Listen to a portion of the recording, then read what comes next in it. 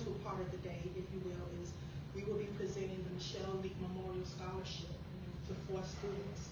Some of you may or may not know we lost our president last January, and so we put a scholarship in her name, and so we're going to be giving out the scholarship on Saturday, 4 scholarships, 1 for $1,000 and 3 for $500. So please come out for that, and then we're going to be doing stuff to trunk items for high school seniors while supplies last.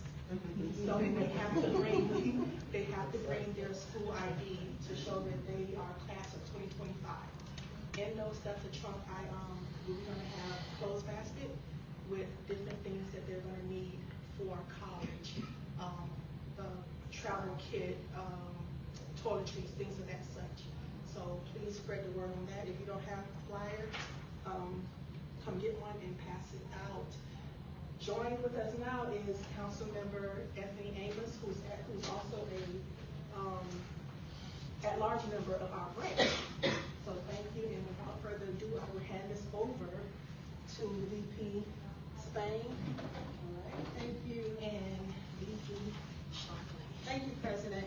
So what I'm going to do is I'm going to give you a brief bio of our panel, of our esteemed panelists. Yes, we are so very happy to have you, and we are honored to have you represent your districts, your social justice activities, the City Council. We're so honored that all of you accepted our invitation to be on the panel. So joining us today, and I'll just go from, I have to start with Krysta because she was here first. So Ms. Krysta Jones, social justice warrior. Crystal Jones has committed her life to public service, developing leaders and changing lives. In 2006, she founded Virginia Leadership Institute, now known as Vote Lead Impact, to increase the number of Black elected officials through training, mentoring, networking, and tracking. She serves as a director, congressional and federal relations for a trade association. Earlier in her career, she represented the American College of Obstetricians and Gynecologists, advocating for women's and socioeconomic status issues, and served as the inaugural director of the Virginia Promise Partnership, a statewide child care advocacy and policy coalition in Virginia. She holds several community leadership positions, including board member of the March of Dimes for the DMV West Virginia Market, international director of programs for Zeta Phi Beta, Eastern Area Legislative and Public Affairs Committee for the Links Incorporated. In 2024, she authored her first children's book, Ella Goes to City Hall. She has worked on several political campaigns and is a graduate of the campaign school at Yale and the Graduate School of Political Management at George Washington University. Thank you, Ms. Jones.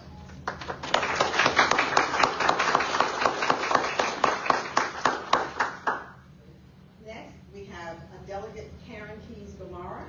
Delegate Karen Keys-Gamarra represents District 7 in the Virginia House of Delegates, a diverse community that includes Reston, part of Herndon, and parts of Oakton. As a delegate, Keys-Gamarra serves on the Court, Finance, and Communication and Technology Committees. She has been appointed to the commissions that work to improve access to education, stem the use of fentanyl, oversee the corrections ombudsman, and examines the state of Virginia's confiscation of land for Black landowners for the state university's use. Professionally, Keys-Gamarra works as a family law attorney who focuses on representing the best interests of children as a guardian ad litem. She formerly served on the FCPS school board, where she spearheaded efforts to create the John Lewis Leadership Academy. Additionally, she has served as a planning commissioner as a board member that addressed domestic violence, and on the advisory board that was established to improve conflict resolution, good governance, and civility issues. She is a passionate advocate for maternal health, judicial reform, workers' rights, and small businesses. Throughout her career, she has championed policies that improve public schools, expand access to health care, protect environmental resources, meets the unique needs of her district, and ensures equitable treatment under the law. Known for her collaborative approach and unwavering commitment to her constituents, Delegate Keys-Gamarra continues to be a powerful voice for progress in the Commonwealth.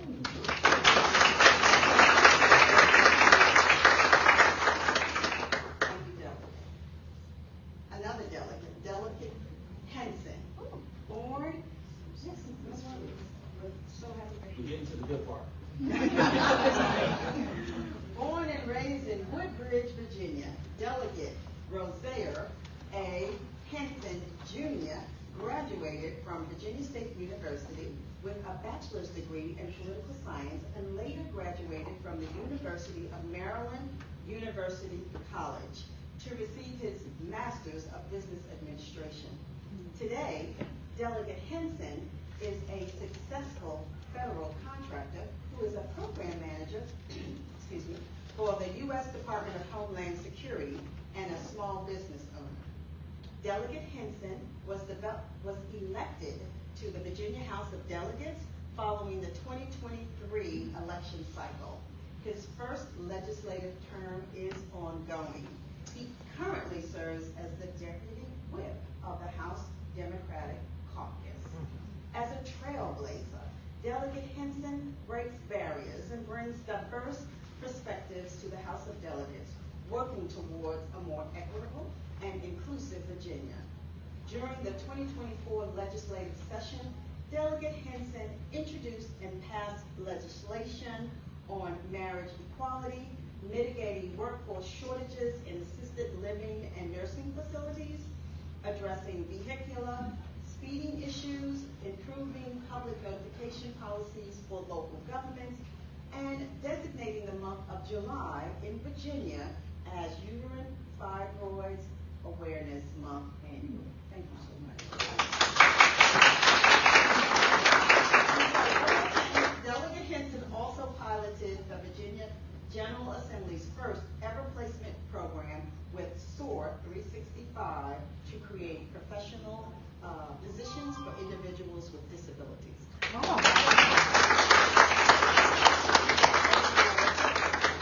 Last but not least, Councilman Anthony Amos. Anthony Amos is serving his first term on City Council in the city of Fairfax. He is the first African-American man elected in over 50 years. In addition to this, he is an affordable housing developer with Michael's organization.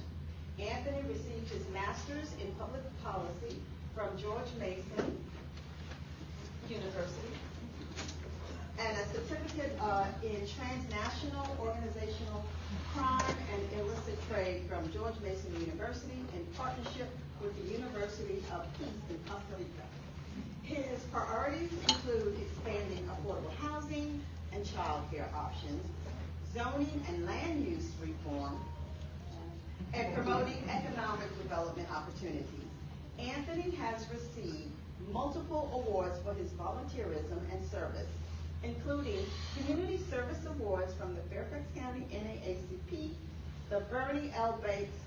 Bates Foundation, Volunteer Fairfax Rising Star Award, as well as the GMU Black Alumni Chapter's 40 Under 40 Award. With that,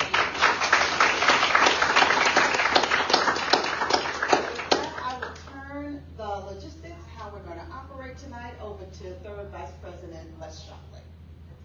Good evening, everyone. Good evening. We have a full house, and we want to cover a lot this evening.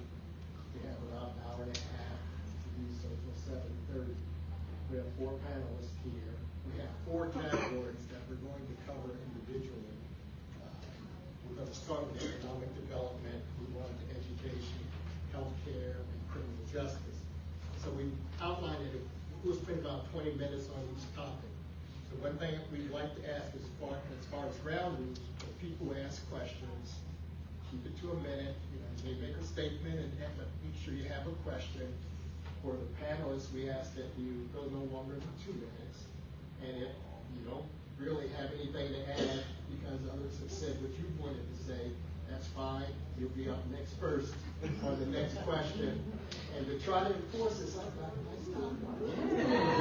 So I'm going to go with this 30 seconds. I'm going to put 3 fingers, 2 fingers, 1 finger. So come in for a smooth landing, and we'll get a lot covered in the time that we have. So without any further ado, if we're ready, audience, this is your forum. You ask the questions. Who'd like to go first? Just raise your hand. What's the first topic again? The first topic is economic development. So we ask that your question be along in that area. Okay, so what we've done,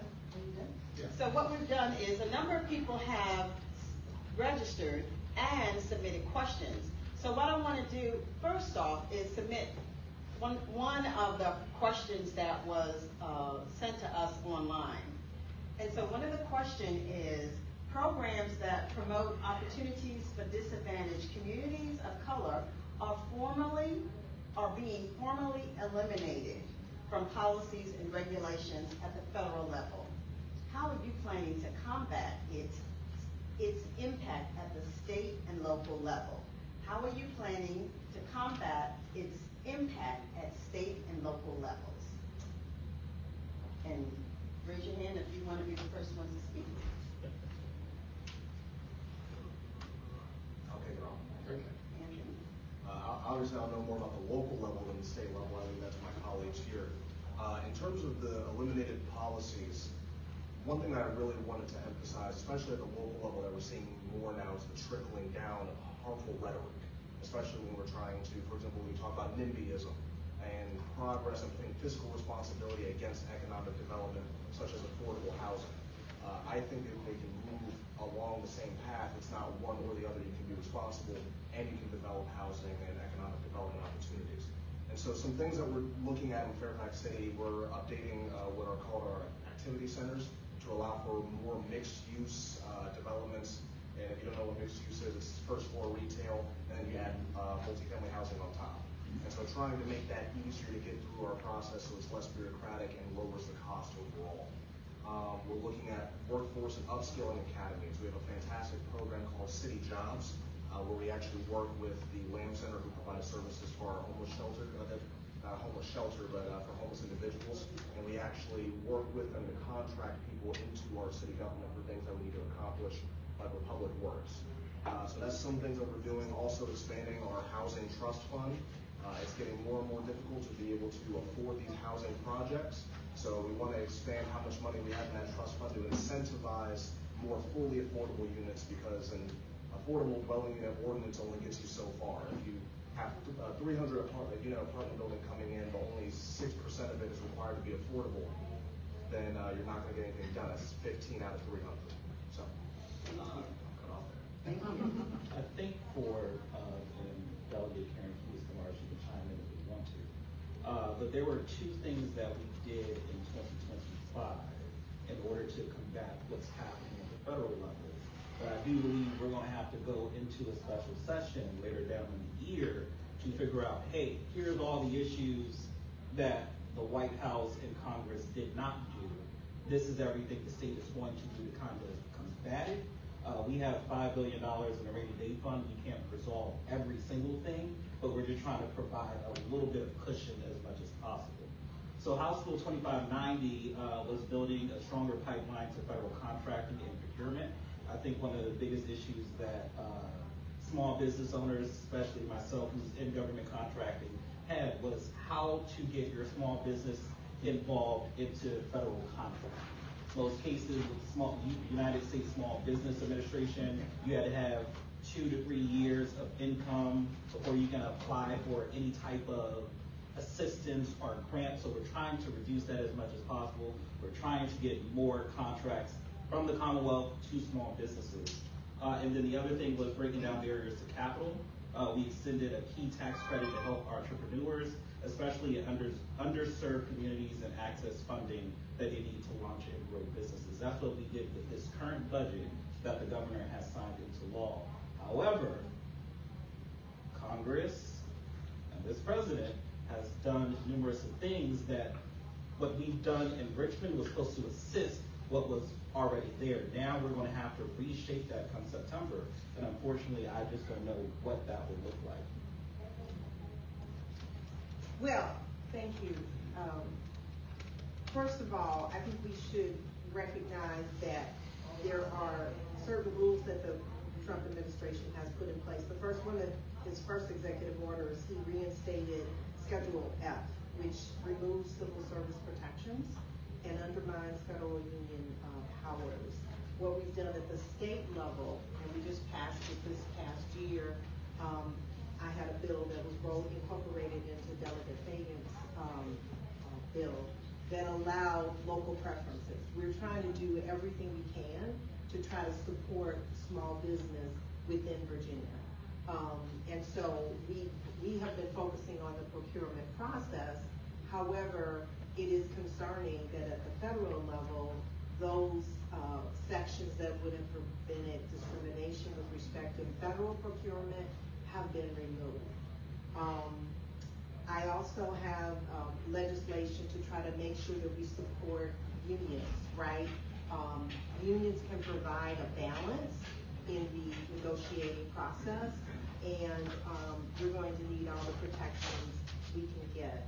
I certainly support unionization and a repeal of right to work. And I think that's that pretty much covers it. I will say this, we do have a committee from the House of Delegates that is looking at what is being implemented at the federal level, and that is the reason we would be having the special session in the fall to try to make sure that we can address those concerns. I'll just add, I'm one of the co-conveners for the Black Women's Roundtable Virginia, and we did a huge initiative sponsored by J.P. Morgan Chase, which talked about the economic mobility among Black women, particularly in the D.C. metro area. A lot of times when we talk about economic development, we don't think about the fact that what if you want to progress? What if you want to make more money over time? Because unfortunately, oftentimes in the Black community, that's not always a reality. So what we did is we held a lot of listening sessions with Black women in the area. We focused on everything from all the factors that were impacting their economic mobility. So everything from student loans to housing to high healthcare costs to childcare, and really drill down on that. So I just bring that up because I think there's an opportunity for the private sector. While they can't compete with the funds that the government will be able to provide, I think there is an opportunity for the private sector to come in and help with economic development. Awesome. Thank you. Thank you, panelists. From our audience, do you have any questions or in response to what our esteemed panelists have spoken to? The gentleman had mentioned something about $5 billion. Is that from NAACP or is that from the state? That is the state's rainy day fund. So in the event of an emergency, the chair of appropriations, Victorian, and Senate Chair of Finance, Senator Louise Lucas, as well as other leaders, will decide what that money can be spent on. And the way you look at the Commonwealth's budget, it's health and human services, education. Those are the biggest chunks of our budget, then everything else. So as Congress and the White House decide what they're cutting, we have to look at our budget and look at our two biggest things that we fund and figure out how we're going to use that rainy day fund to combat what's happening. I apologize, I came in late, so if this was already addressed, like I said, I apologize. You just mentioned that there's been a lot of legislation on the federal level. Have you all already thought about how you want to fill in the gaps for the proposed legislation to close the women's business centers and the minority business enterprise centers? That's going to leave a huge gap in resources for businesses of color. So what's the state plan on doing regarding that? So I know we have an emergency committee, I would just call it that has been going throughout the Commonwealth to pull that type of information. I believe we have a report due August in order for us to go into special session in September to get all of that data. So if that data is there saying that those centers are being closed, we're going to have to look at how we're going to address that come September. Thank you. Are there any other questions on this first question that has been posed to our panelists? If not, I'm going to ask you another question that was sent in. What observations can you make regarding the DOGE cuts as they have been a significant impact on Black federal employees and federal contractors? What actions will you take to combat this? So, historically, and Roosevelt was a big part of this, to improve economic, one way of improving the economic success of everyone was to look at the federal government as focusing primarily on the public interest. That is the purpose of the federal government. And African Americans in the federal government were hired at a higher rate than the private industry. So if we take that basic structure, then we understand that the DOGE cuts, irrespective of how they were made, and I will comment on that in just a moment, it will impact the Black community more, right? And so when I tried to check the numbers with respect to whether unemployment has gone up, it has, but it's still very early. We're looking at 0.1% every month or so. So we're still in the process of understanding the impact of this. But what really concerns me about DOGE is that based on the number of people that I have spoken to who have been involved in these types of cuts, you have people coming in to areas that involve particular expertise, whether it is disease, whether it is business, whatever it is. And these people making the cuts don't have that expertise. And so it not only disrespects federal workers. Is that 3 seconds? 30. Okay. It not only disrespects federal workers, but it disrespects the public interest in our communities.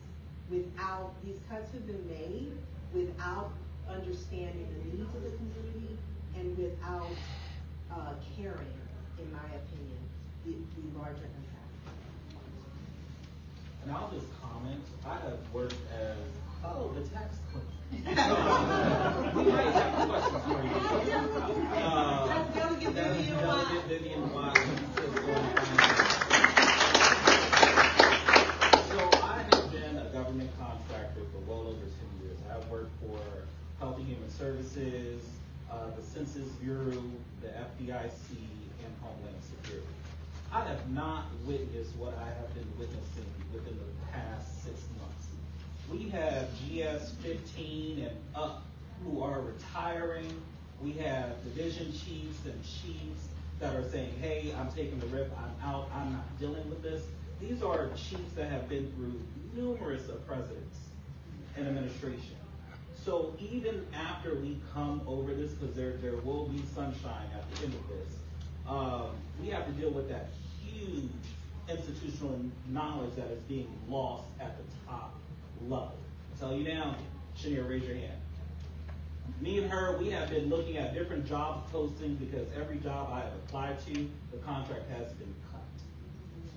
So I just want you to imagine that in my district where I have a lot of federal workers, trying to help them while also trying to help my sister or help a cousin and even help myself, it is very challenging. Then we also have to deal with the president, the judicial branch, and Congress. We don't know which way it's going. 1 minute, there's an executive order, then there's a pause, then there's a going, then there's a pause. Us on the state level are trying to figure it out in order to make sure that we're providing you peace of mind. So I just wanted to provide that little comment on that, where across the board, no matter the state, you have a lot of state representatives that are just frustrated. And just to quickly add to that, I mean, you see examples like disbanding the Office of Federal Contract Compliance Programs and repealing Executive Order 11246, which was focused on trying to reduce discriminatory practices in federal contracting. And so what happens to those civil rights protections as we move forward? Something we've seen at the local level, especially from DOGE cuts, specifically with grant funding, was, for example, our Sprout grant program, which emphasized environmental education and tax incentives surrounding environmental implementation. We found out during our budget process that we found out on a Tuesday that the program hadn't been touched. That Saturday it was gone. So we had to figure out what were our priorities. Do we want to continue this program going? It was focused on multilingual access, trying to access communities that historically the city has been underrepresented in. And so how do we perform that outreach if we don't have the financial backing for it? Fortunately, I was able to convince my colleagues to fully fund the program for an additional year. And so hopefully we can keep it going. Yes, Delegate Watson. The question was, what observations can you make regarding the DOGE cuts as they have impacted Black federal workers and federal contractors? What actions will you take to combat this? We're so glad you're here. We understood that answer. I'm going to start still with the perspective. My husband worked for the federal government for 40 years. He did the legal work for the National Park Service. So I believe strongly in the professionalism, in the dedication of those who have decided that we are very much in public policy, believe it or not, even though we're elected, that there is a higher calling in what we're doing in a number of programs across the government. And so many things bother me, but let's just start with, this isn't the first time that cuts have been done, but they've been done by the law. They've been done orderly. They've been done out of respect. I mean, what bothers me so much is when I hear this provisional employees is, wait, that's maybe some of the best in the agency who just got a promotion. But for a year, they're provisional. And this is being lost along with those who are taking early outs. But Clinton and Gore basically cut the government by just about these same projected numbers, but they did it in an orderly way that left agencies stronger, that gave people professional respect, that allowed them to go out into the private sector using the knowledge and expertise that they have, in contrast to what I have heard quoted from Trump and Musk is, our goal is to make you afraid of working for the federal government. And so that's sort of the top, I will say, two things along the line. During some bad years of potential cuts that my husband lived through and or was part of, cannot tell a lie, at a certain point in 40 years, you're going to be on that side of the scale. I can assure you that it was not easy, and so the one thing that I would say that we've been hearing on the emergency committee, surprisingly more than I would have thought, take care of your mental health. Drinking and substance abuse is real because they're going after your sense of who you are and what your worth is. And for the specific question of Black community, specifically when you add to that DEI is just a ruse. It just covers lack of competence, just adds to that insult that needs to be done. And I'll just build on that because when you think about the cuts to science as well, like the people who had grants at the National Institutes of Health, so that impacts our national security. We're not able to compete with other nations because they're projecting actually a 40% cut at the NIH. That affects our health. They can't study things because they can't include words like Black and women in their grants, so they can't study things like Black maternal mortality, issues like that. So these DOGE cuts, even if they are, God, hopefully temporary, they're going to have long-lasting effects. Thank you. That's a very powerful question, and I'm so happy that you brought up the DEI aspect of it and all of the things that you all are doing to help us deal with the impact of these changes that are going through. And I'm so sorry to hear about, the loss of the inability to apply for contracts. And then what Delegate Watts said, that take care of your mental health, right? Substance abuse, and you know who you are, you know your worth, and we just have to keep on fighting. That's unfortunate, but that's what we have to do. Thank you. Are we done with this? Oh, we have one more question. I'm sorry, one more question. Yes, Ms. So, along the lines of those cuts, they have proposed $33 billion in HUD cuts, which is mainly targeting rental assistance programs across the country. How are we working through contingencies at the state level? Because so not only are we laying off federal workers, but our safety net is also being slashed that supports them already. Any thoughts as to what we might be able to do at the state level to try to support the nonprofits and our residents in this time?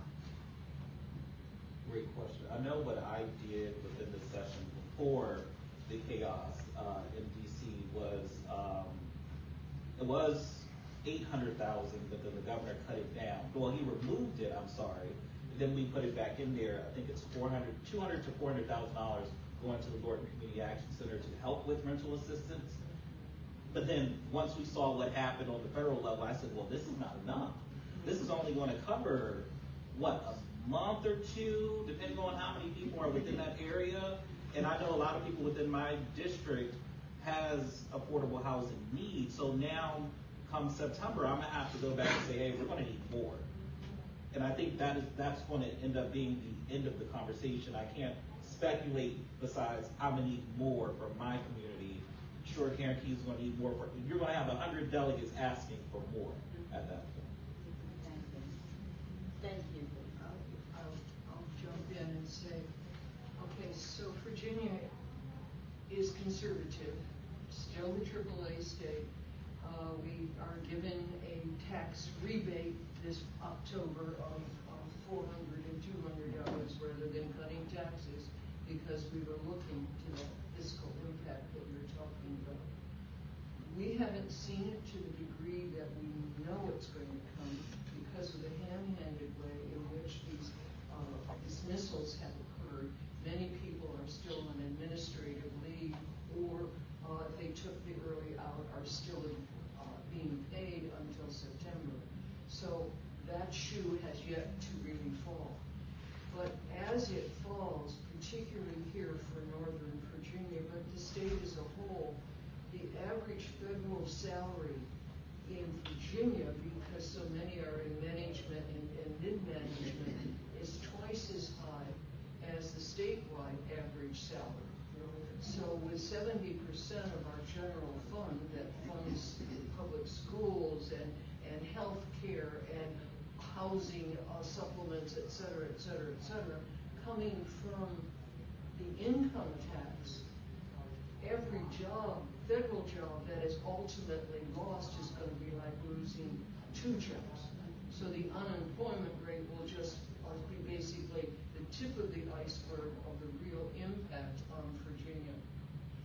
Then you add to that, particularly in housing, and I was listening to Drive Time Radio. I'm sorry, when they asked me what my favorite song was in caucus, it was, anyway, I won't embarrass myself. But I'm listening to the news.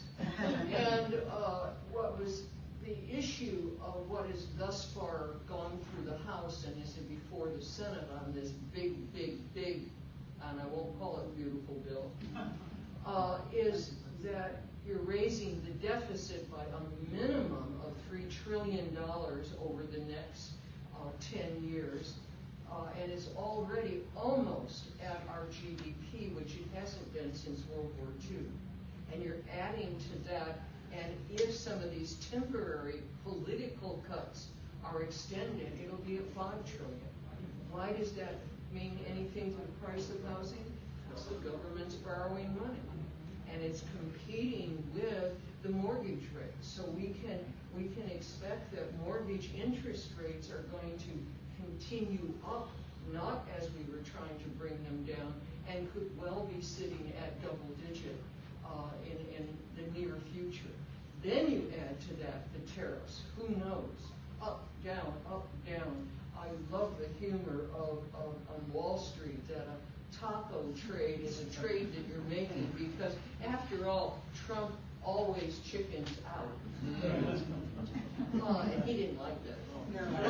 But it is very, very true. For the price of inflation at the same time that we're dealing with the high interest rates, at the same time, I believe our port activity accounts for about 15-20% of the state's income.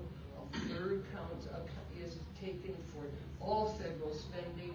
Agriculture, that was soybeans, was one of the major exports, cut almost immediately by USAID cuts, and that's another 15-20% of our economy. We have a huge challenge, and all I can say is the reason I'm spouting all of this is because both on the House side first. On the House side, there was an emergency committee formed, and we began meeting, but that's chaired. So we're trying. 2 minutes. Thank you. Let me explain the big ground rules. I won't put you in the penalty box yet. But what we've asked is we have 4 areas to cover. We're now moving into education, and we've asked that each of the panelists keep your time 2 minutes, and I have a stopwatch. So I don't like that. Bring it in for a language. Thank you. It's great. Very helpful information. Very good facts. The next category, as President, Third Vice President Shockley has stated, is education. There has been much attention paid to anti-Semitic treatment of students in schools. Virtually no attention has been paid to anti-Black or anti-Latino incidents that occur in schools. What actions can you take to bring the spotlight to these ongoing issues? She's looking at me. I would say we've already began. In the past session, we had lots of discussion about, first of all, how to support education, how to make sure that we are improving access to various options within education. But for a moment, I'd like to just talk a little bit about how dangerous this rhetoric is, because what I am seeing, which really reminds me of my parents' era, right, where there were intentional stigmas placed on certain groups so that when we remove their access to public education, when we have to exercise or remove their due process, there is an attempt to develop a collective agreement that that group deserves this. So in this particular case, we have to fight, and we have to fight hard. Because one of the executive orders that I looked at had to do with, I don't know what he said he was restoring, but it had to basically talking about the reasons why we have to shut down the Department of Education, right? And that's where guidance is given to avoid disparities, best practices, to make sure the special education programs are implemented in a way that is not just available in Fairfax County, but also rural areas. Those things will be gone. And his impact, his approach is to say all of this should be returned to the states. What that amounts to without federal guidance or funding is disparate treatment, which will authorize exactly what you just described. So I do think, we will continue, and I can give you some numbers if you give me more than 30 seconds, to talk about, to fund. We have put more and more money in education because we realize the next generation needs that. But we also have to have a multi-front attack to protect our next generation, because education is the thing that makes us mobile from where we are to choose to be somewhere else. And if we remove that, and we listened to, did you give me some of your time? Mhm. Okay. If we listen to one of his, I think his name is Lupin, and he glorified the idea that factory jobs would be coming back. And grandfathers could work the same factory as their grandsons. I don't know about you, but that's not what I dream about for my children. Now, I have nothing against people who want to work in a factory, but it seems to me that there's a plan for a caste system, and we've got a lot of work to do. Thank you. Thank you. So I'll ask the question again, and please, if the audience has something to ask, or in addition to what we're stating, my question was, there has been much attention paid to the anti-Semitic treatment of students in schools. Virtually no attention has been paid to anti-Black or anti-Latino incidents that occur in schools. What actions can you take to bring the spotlight to these ongoing issues? Is everyone comfortable? We're happy with the response from Delegate Keys-Gamarra. Any additional? Yes. Three quick things. Yes. I represent Annandale District. Annandale, practically the entire zip code. It's one of the poorest zip codes. There's 2 in Prince William that are low. Nobody from our middle schools got into TJ until the policies were changed. So that is part of it. The second thing, when I talk about the number who are entitled to free and reduced meals, which are essential to their nutrition, their family nutrition, that when I look at the cuts in SNAP, but also when I look at state funding that does not account for the additional needs of low income, and instead does sort of one size fits all, and that somehow we're not going to look at special needs, whether they're in my zip code or whether they're in the heart of Norfolk or Richmond or wherever they may be. But funding formula, we're beginning to change to put more money into those that are at-risk students, free and reduced meals, but we've got a ways to go, but it will definitely make a difference if we continue down that path as one of the specific things that we can do. Thank you.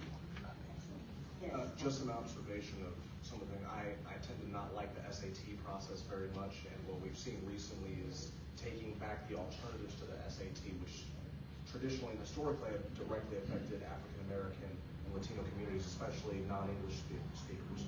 And so repealing those alternatives and focusing on how do you actually assess merit when you don't factor in someone's livelihood and their experiences. And so that's going to be another conversation moving forward. And one thing that we're looking at doing in the city is focusing on setting up a specific community outreach committee to see how can we better advertise, how can we better garner feedback from these underrepresented communities. We used to have a 30% African American population in Fairfax City, and now it's 5. And so part of that is you don't have an African American elected for over 50 years. We just elected our first ever African American woman, and this is the first time we've had more than one. And so when you don't have that representation, when you're not at the table, it falls through. And so how can we do better on having that consistent, being more consistent moving forward? And one other thing I would add, speaking again to Annandale, is I got back inside the Beltway from where I had been redistricted more to the west. What I realized as I re-inherited certain addresses, that the change in how we assess our schools has been pushed through in the last 4 years by Youngkin, which talks about the school's scores and achievement, not individual progress, is absolutely out to gut the needs of individuals who don't have access to the internet freely at home, who don't have parents who graduated from college, etc. It very much is geared towards penalizing low income. As you look at the school scores rather than individuals, you are marking your schools by the income that is fed into those schools. I'll just add one thing, building on what Delegate Watt said before about mental health. I work for the American Psychological Association, and when you think about the experiences of Black students, especially Black girls in schools, it can be traumatic. And we're talking about how you said the anti-Semitic So what we're working on is a toolkit with some congressional representatives that focuses on looking at the mental health impacts of life on Black girls and just helping all stakeholders, so not just Black girls and Black women, but teachers and parents to talk to their children about how to cope with all these pressures. I mean, when I think about when I was growing up, a lot of things were just kind of, it was just the way of life. Like we were just supposed to deal with it. We were supposed to deal with certain discrimination, et cetera. But I think in this new generation, we want to go to a point where we're really protecting their mental health. Thank you. Thank you. Mental health is extremely important. Yes, ma'am. Sure. With the shuttering of the Department of Education, the Office of Civil Rights is now down to almost a bare minimum. Therefore, the caseloads are going to be completely backlogged for months and months. Whereas it used to take maybe 60 days to get a response after filing a complaint, it's now probably going to take 6 months.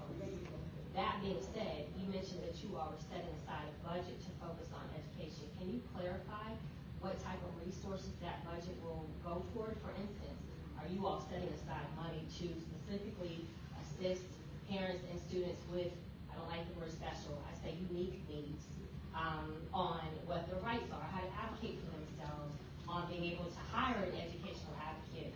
I mean, like, where exactly is this money going that you all have allocated? So I can tell you what we've done thus far, and what has been done was before we saw what would happen, what we're dealing with right now.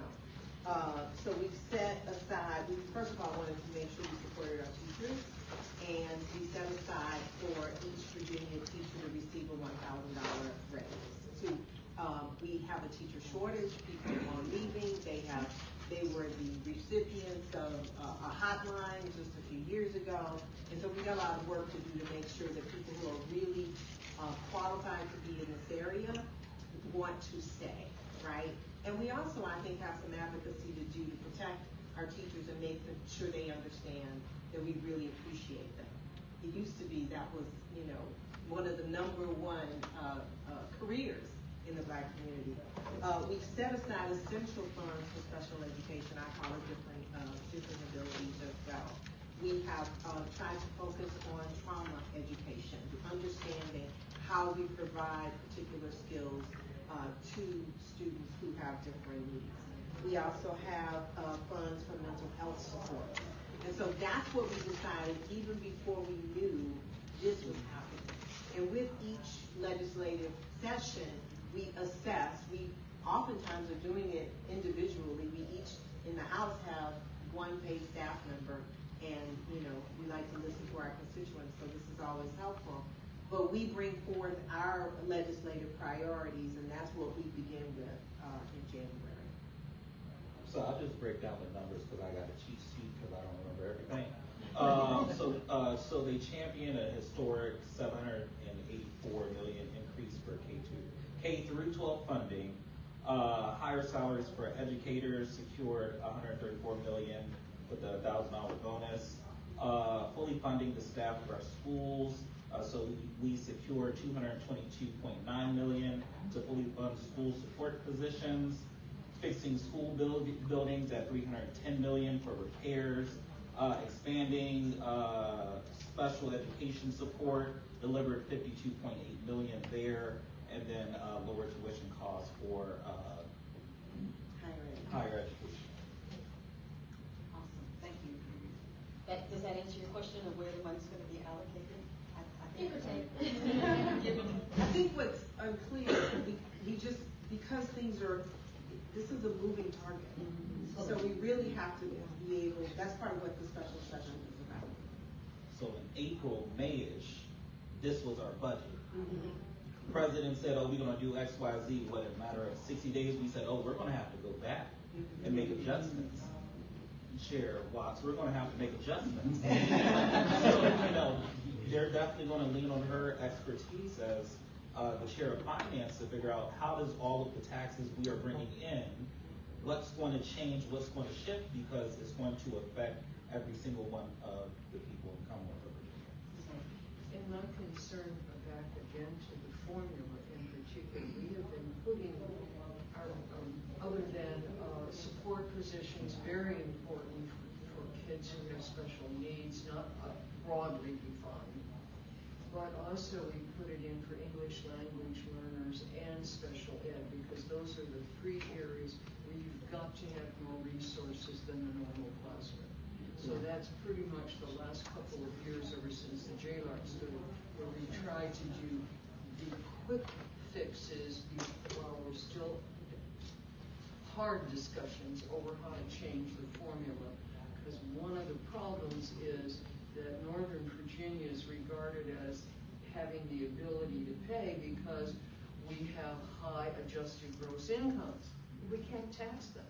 It's the homeowner's real estate tax is what we have to draw upon. And there's a lot of people who are in houses where the value of the house does not reflect their ability to pay.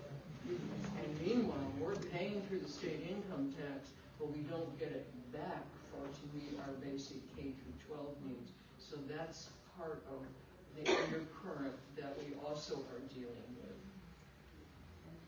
And just to quickly add, we're also seeing in multiple counties across the state a lot of dilapidated schools that need repair and construction. So one of the ideas on the table was what has been presented for a number of years is getting a 1% sales tax for school construction, which would sunset after a certain period. It hasn't passed yet.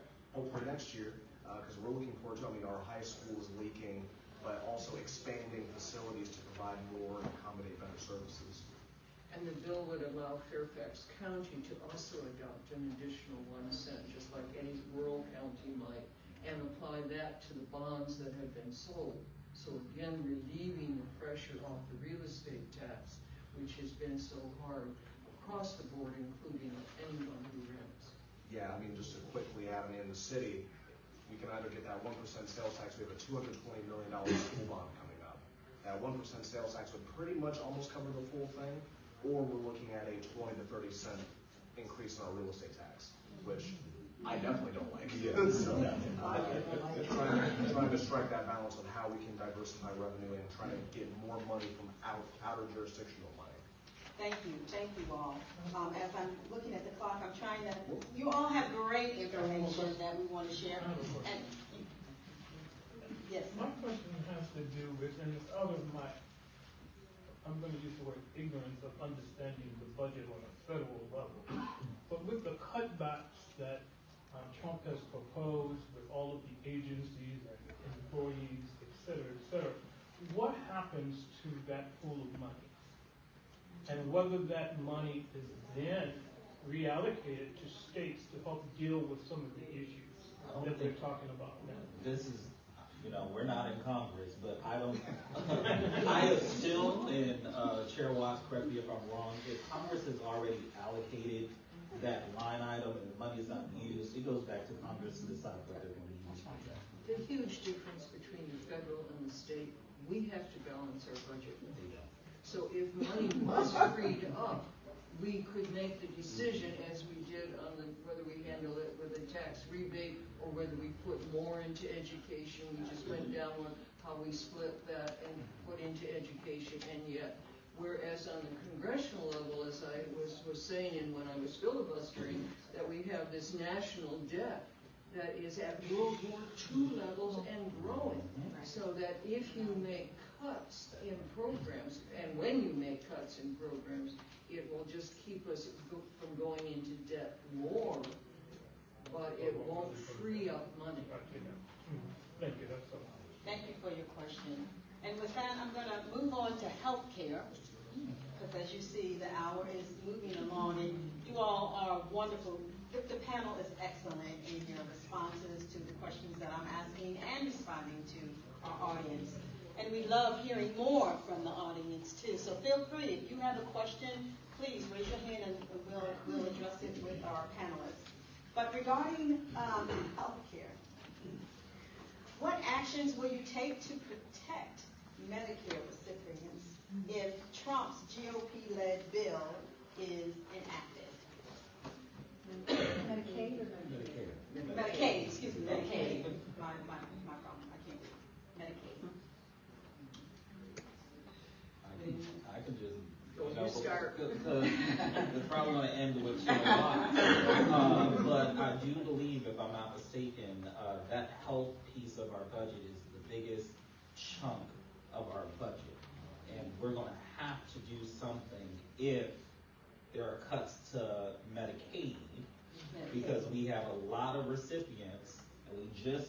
to pay a little bit more on doctors getting money back in order to provide certain services, because we have a doctor shortage, if I'm not mistaken, provider shortage for many other things. Then we just passed the omnibus to deal with Black maternal health. All of that is going to have to structure in a way where we can kind of, I don't think we're going to fix it all to 100%, because we won't have that amount of money. I'm just looking over here, because she's the tax queen, because it's going to be a huge impact, and we don't know what is going to have to change because of that. A lot of the numbers being thrown around by the Congressional Budget Office and is based upon the assumption, waste, fraud, and abuse, that there's a lot of people on Medicaid who shouldn't be on Medicaid. So it's not just a work requirement, and that's maybe infecting about 6% who don't have someone that they're caring for at home, who aren't disabled themselves, who aren't looking for work, who aren't students, all of those categories. So maybe 6%, but the real kicker in what passed the House is that you now have to qualify twice a year. By qualifying twice a year, you're going to push people off just because of paperwork. Back to the question about nonprofits. If we don't have people nonprofit able to help folks along to fill out the paperwork, and the paperwork used to be a few questions, now it's pages and has to be done in a timely way every 6 months, and that's really what the projection is of where they're going to save money. They call it waste, fraud, and abuse. We call it pushing people off with paperwork. So that's one of the things that we'll have to deal with. Also of great concern, of who knows what's going to pass the Senate, is the fact that, I still like to call it Obamacare, the Affordable Care Act that allowed people over 18 and under 65 to qualify for health care under Medicaid. Okay. Those people, that program is 90% federal, 10% state funding. Whereas normal Medicaid is basically 50-50, adjusted a little bit depending on the wealth of the state. The feds could say, hey, all we're doing is just going from 90% down to 80%. For us, it would be doubling the bill, because we'd now have to cover 20%. The bill could be very big, and it's extremely serious. I know I had the signal, but the other ramification is there's a lot of marginal hospitals and clinics in rural areas that have to have people on Medicaid, because otherwise they don't have no patients paying anything if you don't have at least that. And so at the worst, they'll close. At the less worse, everyone who's using those services will end up paying more in their health care costs. So it's not going to be easy. Yes. If I can just add, when we talk about Medicare, we may not necessarily think about schools. And so we have children with special needs in particular who get services through Medicaid, and that's how they're getting it in our schools. And so the ramifications of this are particularly heinous because it just leaves families with no other choice in many instances. The needs of some of these students are very significant. I will say that I spoke to the chair of our Health and Human Services, Mr. Sickles, Delegate Sickles, and he's well aware they're already working on how they can take some of the funding that we have to make up for what we anticipate will happen at the federal level. But the level of chaos that is created, the families that are worried, those adults with special needs, they also are relying on Medicaid. So this is just tremendous, which is, I look forward to a conversation regarding advocacy and a multi-pronged approach to approach this problem, because I just don't think any one of us has the answer. But we're aware that this is going to cause major concern to those who need Medicare, right? It used to be Medicaid. People people feel that Medicaid recipients are old people like myself, but that's not true. No, not like you. I'm going to move on. May I ask one more question in education? And you brought up affordable health care, and I like to call it affordable health care. Trump's administration attempted multiple times to repeal Affordable Care Act, which has significantly expanded health care access for many Black Americans. These attempts have raised concerns about the potential loss of coverage for millions, particularly in states that expanded Medicaid under the ACA. Can you share how this concern has or will financially be impacted by challenged people? And I think we've alluded to this quite a bit in our conversation. So let me go to the next question, unless there was something else that anyone wanted to provide. I'm going to go to the next question because I feel like this is important too. Women's health. Women's health is a major concern of the community. What new changes do you anticipate the Trump administration will make in maternal and infant health outcomes that disproportionately affect Black women or women of color?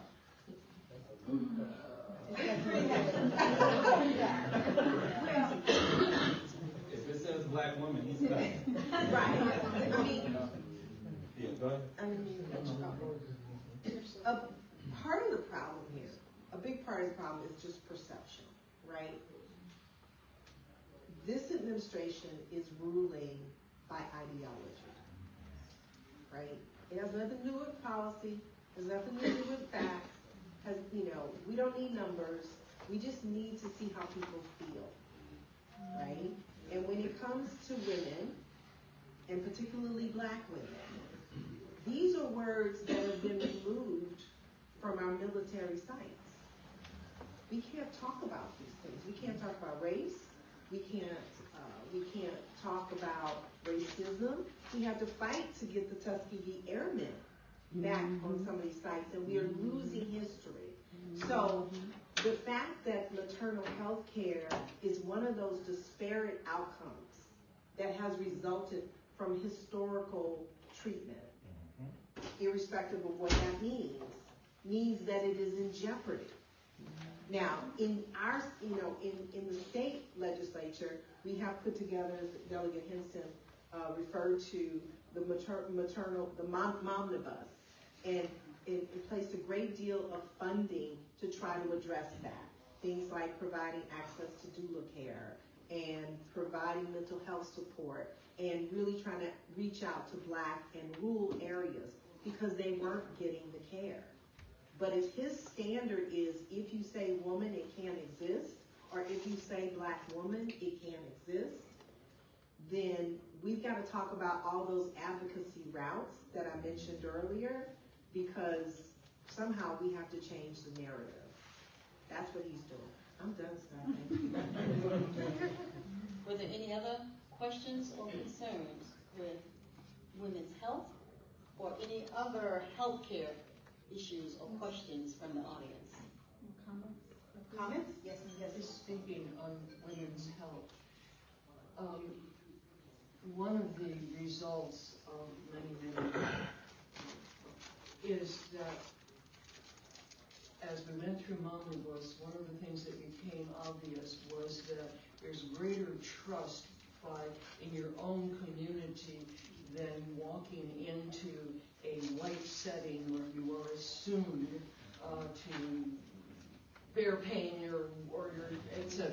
So doulas and midwives are much more important in the reforms that we have done, and making sure that midwives get the same Medicaid payment that a doctor would for delivery, and that doulas are included, our insurance, and issues like this are all ways in which, especially under Omnibus, and especially, quite frankly, under the change that's the House of Delegates in particular has undergone in the last 6-8 years as far as its makeup and the background of the people that are there speaking out for the reality of what has been terrible lack of health care and high fatality rates in childbirth and in the first year of a child's life. So those specific things that we have done as far as insurance and Medicaid coverage, moving into alternative health care delivery has been very important, and I am concerned that someone in a DOJ-related attire will come in and say, that's not real health care. It's waste, fraud, and abuse again. It's not the label that we have given to what health care needs to be, the traditional delivery. Thank you. Yes. I think one of the critical elements we're going to see is a decline in medical research and quality of medical research. My colleague mentioned earlier about the NIH, the $40 million gap. It's also a 15% cap on indirect costs associated with the NIH. You have us leaving the World Health Organization, the issues going on with USAID, an overall decline in foreign research on things like HIV and AIDS, gestational diabetes, cervical cancer, which when you look at gestational diabetes and cervical cancer especially, they primarily target usually Native Americans and African American populations. You also have rescinding Executive Order 14087, which the goal of that was to reduce prescription costs and insulin costs. And so we're seeing a lot of things that disproportionately affect marginalized communities being taken away. You add to that concerns with cuts to the FDA with food oversight and how that'll pop up when it comes to outbreaks in the near future. So I think for me, it's not really a comment. It's just I want to make sure that the women here, the black woman here knows that I am aware of your frustration, especially after a couple of years. You know, you think that you're getting a few steps forward, then you're kicked all the way back. The reason why I put the Uterine Fibroids Awareness Month was because I had a lot of women within my family who still had to report to work, but they had pain. And a lot of CEOs and COOs and supervisors were unaware of, hey, you know, my cycle is a little bit different than the average person, and I cannot have surgery until it gets a little bit bigger.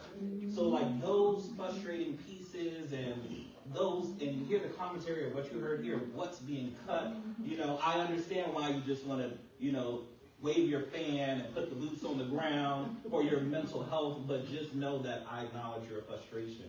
And you have people here that's going to constantly fight to make sure that we're not going to go back. If I can just add one thing, you know, and this is probably going to be a very unpopular opinion, and I'm ready to accept that. So Trump has obviously said that one of the things he does support is motherhood, or people giving birth, you know, the tax credits for people having families. So at the federal advocacy level, because we are charged with trying to make sense of everything that's going on and to do something, we're thinking about, okay, how can we make that work for us? You know, so there's a lot more conversations that need to be had, but what we've been advised is that try to look at what he says his priorities are and see what you can do to work with your issues. So I just throw that out there as a potential strategy. I'm sorry. Go ahead. May I please take a question from the audience? Yes. Just a question. It focuses on women's health, but also focuses on economic development and just healthcare overall. One thing I've certainly noticed, because I'm in the affordable housing industry, is that we have residents who are CNAs, right? And they are a critical support function in our healthcare field. Is there anything that we can be doing more of at the state level to try to raise the salaries, the pay rate for this important level of support? As I recall, we had a bill to try to help, particularly with home aides. If I'm not mistaken, I believe it was vetoed. But, you know, we're aware of these needs, right, and trying to figure out, because everybody is not going to the doctor's office, and they want to talk to somebody that looks like them, and they want somebody in their community. So I will say the folks that I'm serving with are very aware of that and have been pushing forward legislation to try to address it. Thus far, we've not been successful. I'm sure we will still try.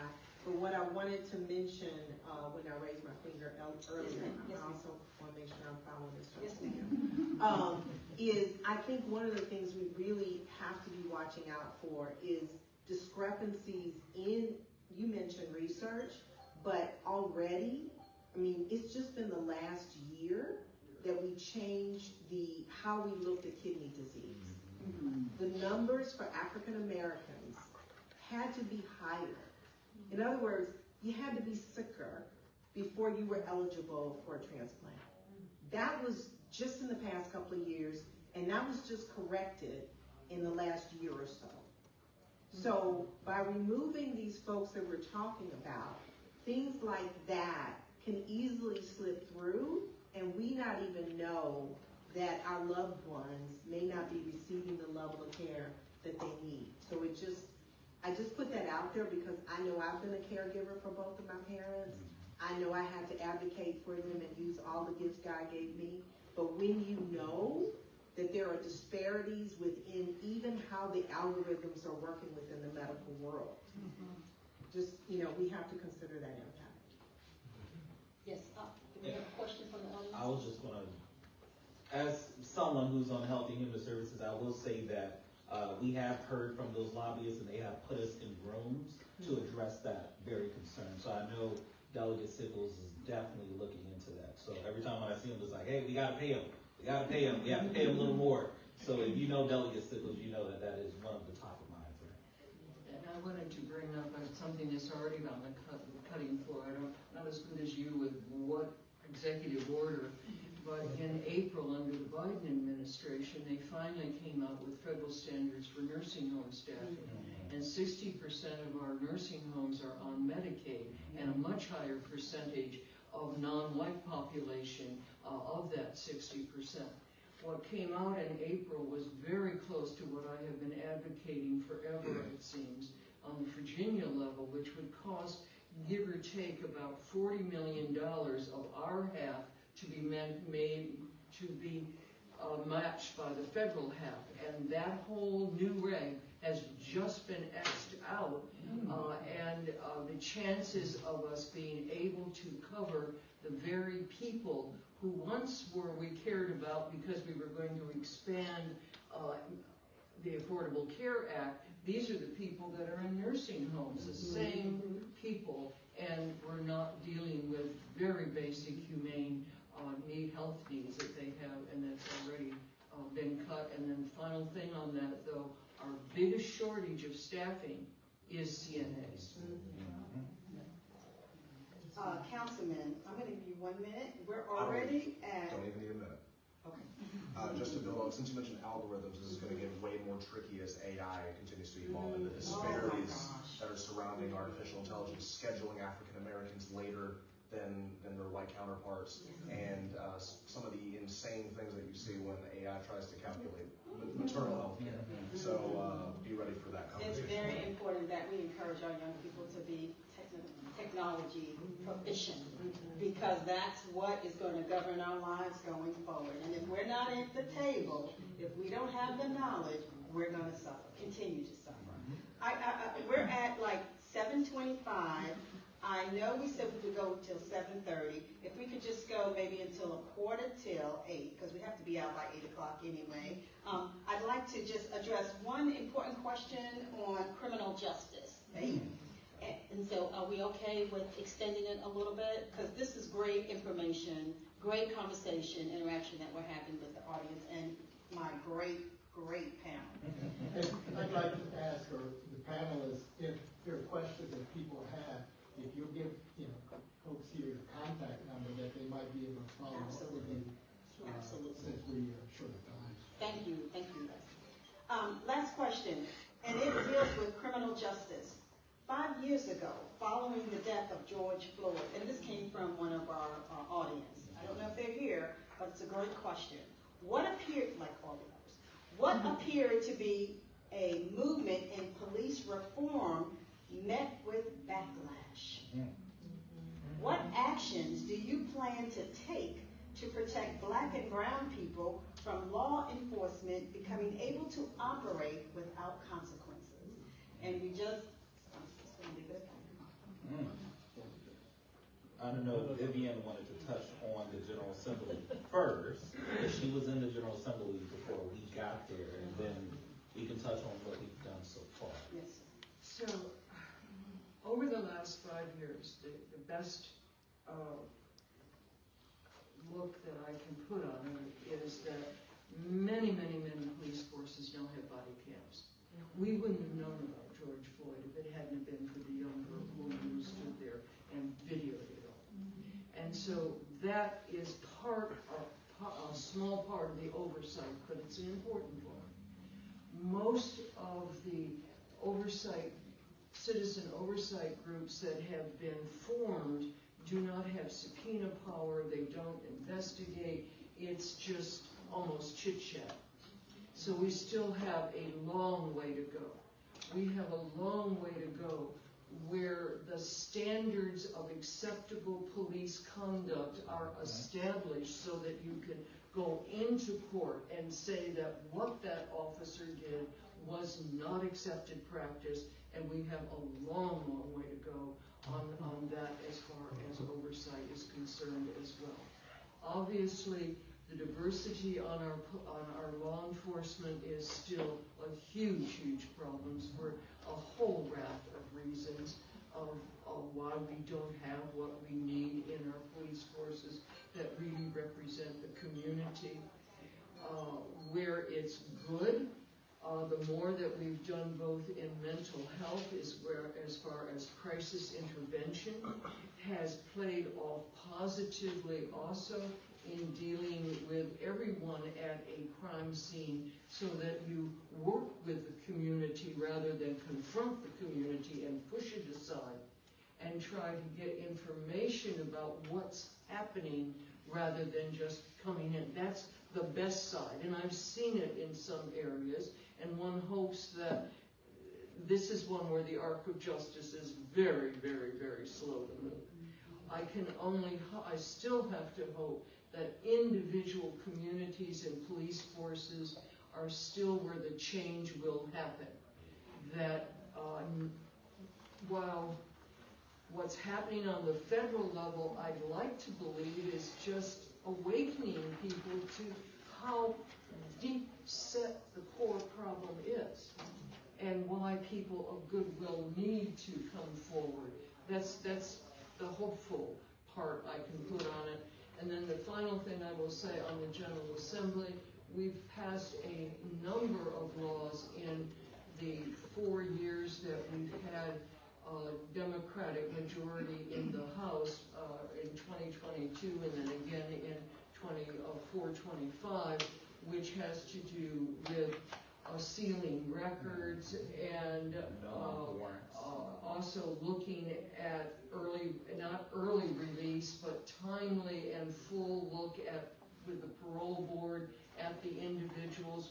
We've made real progress that fortunately with the Senate still having its control, we've not been in a posture where any bill has been passed to undo these that the governor would have signed, and we've been able to hold on to the steps of progress that we made in criminal justice reform.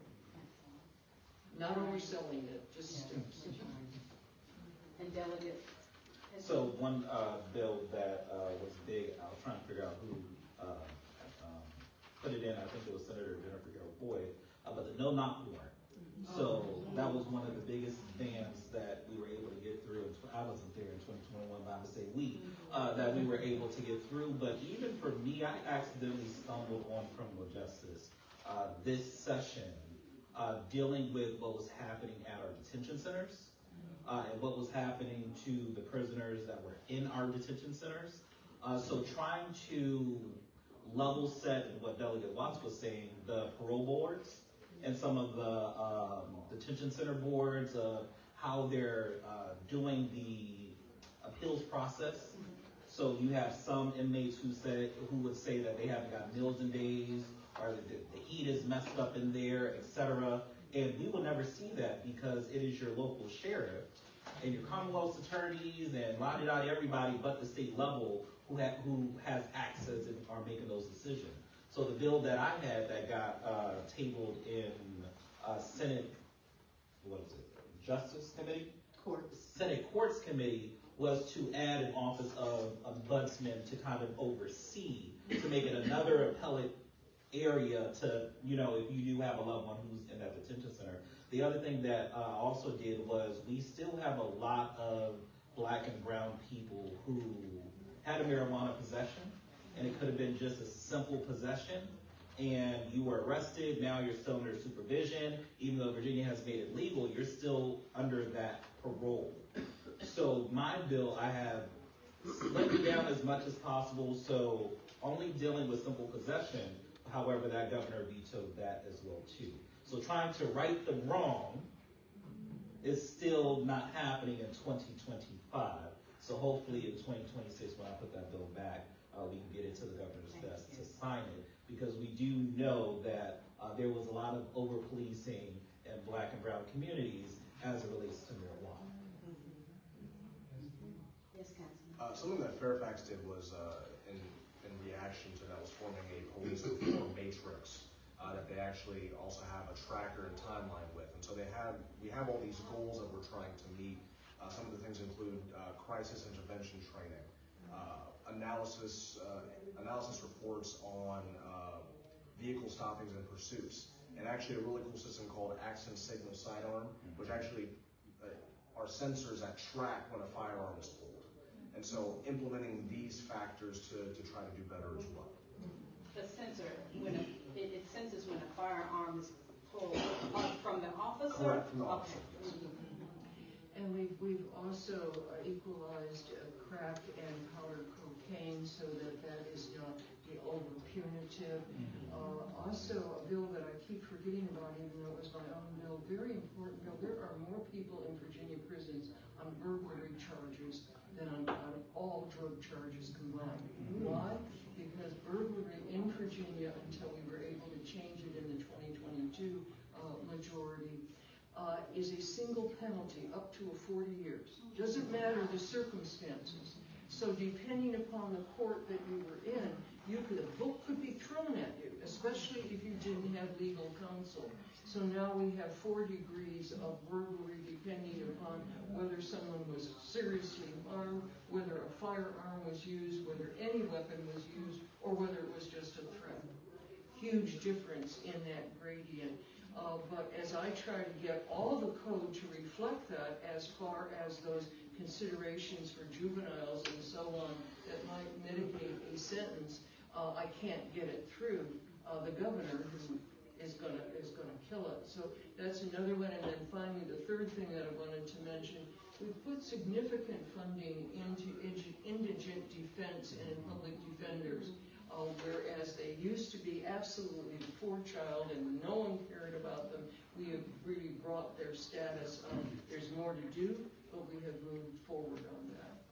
And the 2 things I would say was, there was another bill, Vivian, that y'all passed that dealt with, in certain areas you realize that police officers will pull you over, it will say driving while black, but I was a testament of, Shanae, raise your hand again. She was my prom date. My best friend was my prom date, and my dad allowed me to drive his Jaguar. I got pulled over by the police officer because he felt as though that was not my car, that I was stealing, and who did that car belong to?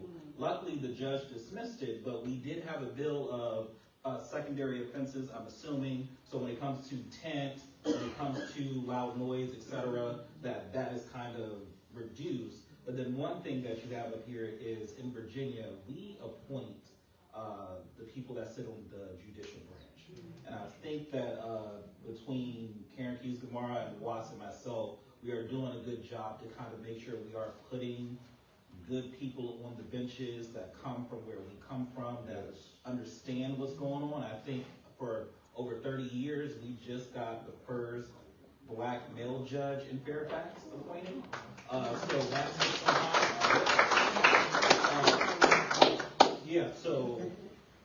so we don't know what happened.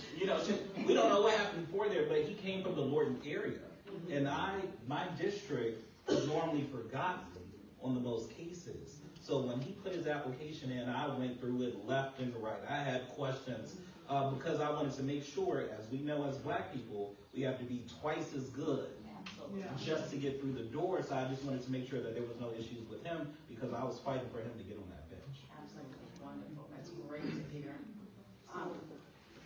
Yes, ma'am. So I just want to add to this. This is one of those areas where I think slow and steady is going to win the race, right? We cannot blink on this. When I first came in, you read about it was Nikki that read about the foot pursuit, right?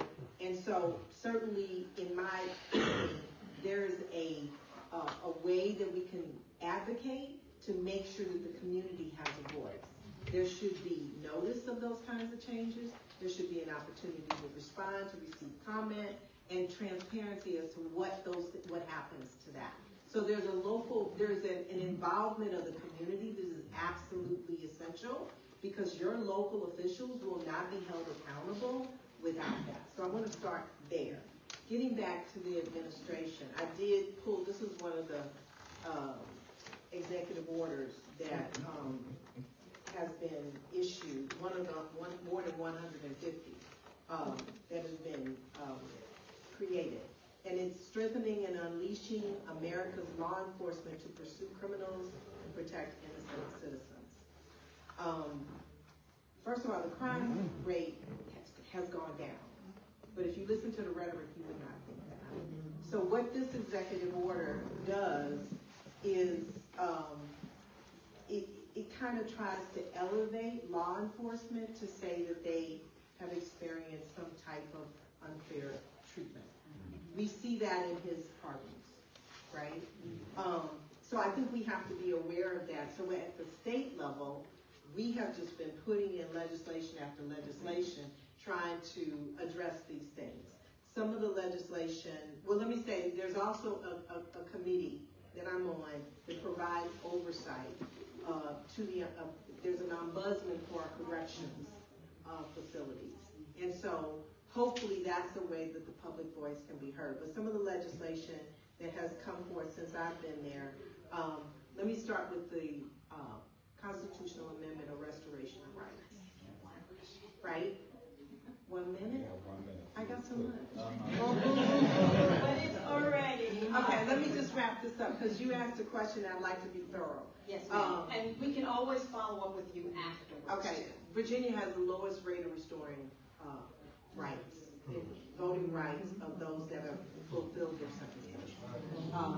Mr. Youngkin has stalled those. So the constitutional amendment that passed in the last session and will need to pass again, and then the community will vote on it, addresses that, and then it will be automatic, which is what it is in a number of states already. We've also looked at solitary confinement because we understand the mental anguish that can be created. We're literally harming people with that. It has been vetoed for 2 years in a row, so we're hoping for some better oversight and agreement. One of my bills that I pushed this year that also didn't get through had to do with electronic discovery. The importance of having evidence to defend yourself and having quick access to that is really important. We're still fighting for that. One more thing. One more. I only have one. She's my friend, so I know her well. So, I will say that we've also improved protective orders for children. With all of the things that you see in our school system and the accusations, parents have started going and filing protective orders against other children. Whereas you would see before in the school system, right, you would see the principal deal with it, the counselor deal with it, or that sort of thing. Now they're in the court system. But our protective order structure wasn't designed for juveniles, right? And so the juvenile court is designed to protect the best interests of children. And I did get this bill through to allow the judges to recognize the needs of that child that is facing a protective order, so that we're not just saying, hey, you got to stay away from this kid, but we also recognize that that child may have mental health needs, they may need certain supports, and we can put those services in place to provide hopefully avoid further repetition of that kind of unacceptable behavior. Thank you so much for your patience.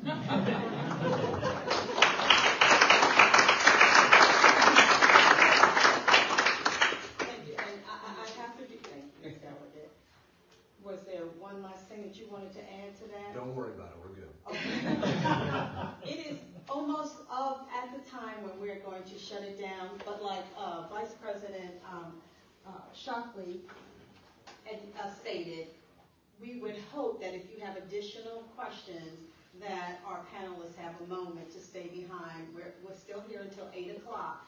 But one of the things that I'd like to, and you all have given us excellent comments, answers to our questions. We may not be able to solve it, but you are aware of the concerns of the constituents here in Fairfax and how it affects everyone. But one thing, what is one thought that you would like to leave with the audience before we shut this forum down? The main thing is you spoke a lot about what is possible at the state level.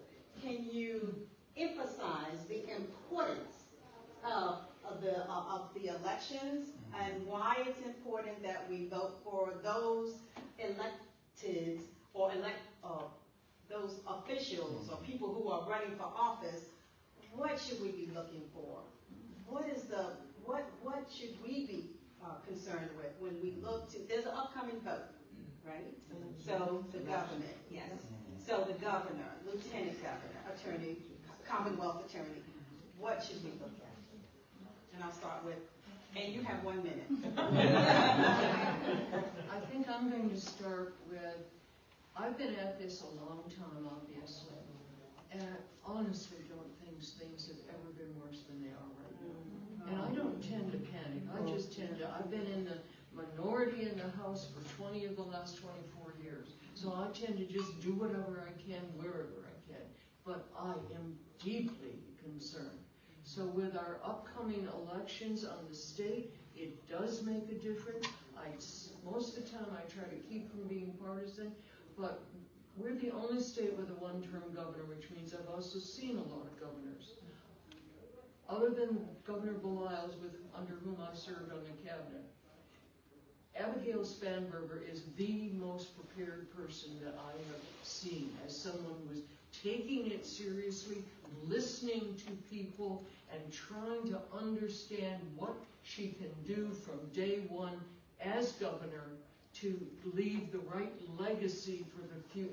As was said, it's a long-term game on all of these things, but to do as good as she can, as soon as she can, as quickly as I can. So yes, that makes a difference, and all of our House races make a difference, because having a one-vote margin is not adequate for the complexity of the problems that we have. And let me caveat, NAACP is not advocating the support of a Republican or a Democrat. These are purely the opinions of our delegates. and our councilmen and our social workers.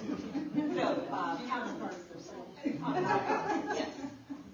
Don't be afraid to take the leap and run for office, especially for younger candidates. I mean, myself last year, I wasn't sure if I wanted to run, especially in a presidential year. I was like, that might be a little intense. And I had just finished up my master's in May, and next thing I know, 6 months later, I get elected to city council. So, everything. So, uplift your neighbors, uplift each other, because at the end of the day, me personally, I still think that state and local elections are the most important. Say it again. State and local elections are the most important, and they always come back to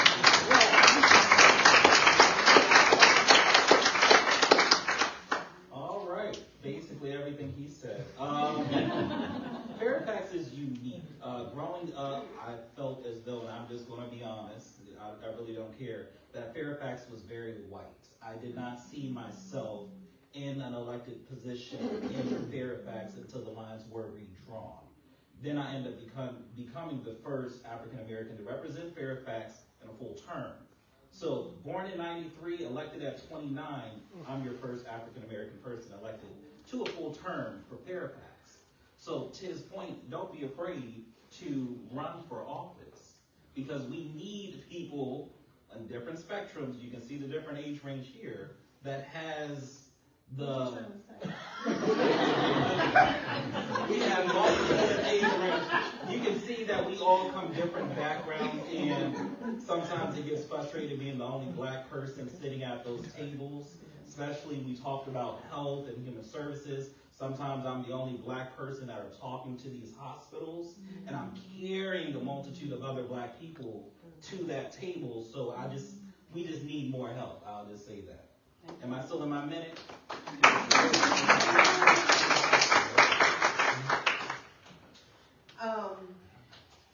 As important as I think our job is, I think the one thing I want to say is we need you. We need you to stay involved. We need you to pay attention. We need you to hold us accountable. We need you to ask us questions. We need you to make sure you understand the process. And if you don't, I will give you my email and we can talk about it. But this is not a solo adventure. There are no stars here. It takes all of us to move this. We saw in the last election, and this is my opinion, I know you're nonpartisan, I am not. Because some people stayed home, we have to have this conversation today. And my heart grieves for the people. Because I know there's certain things that I've already done and my family is taken care of. But, that's my brother, that's my sister, that's my child. That's how I was raised, right? And we cannot do this without you. And so I'm happy to have when you have another forum on what everybody can do, I'll be there. Because I actually think that's more important than this discussion.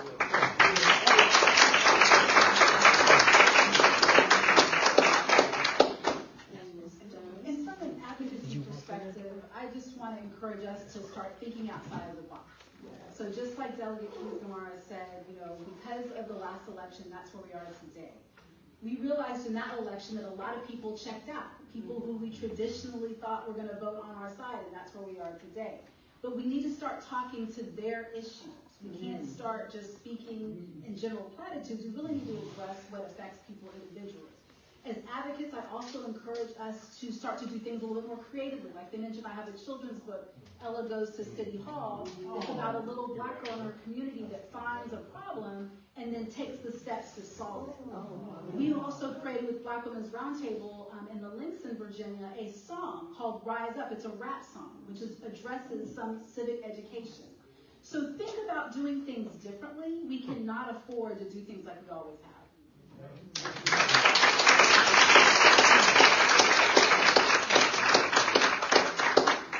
And with that, we're just a couple of minutes over. I want to thank my audience. You've been wonderful. I had no idea that we would have a packed room, so we are very pleased that you came to listen. And my panelists, where would we be without you? You have a hard job, but I love that you all are working the issues or trying to work the issues. And we will continue to support each and every one of you. And thank you so much for your time and energy. Please, if you have time, stay around afterwards so that I see cards on the table. If you have more questions that you'd like to address to the panelists, please feel free. Thank you so much.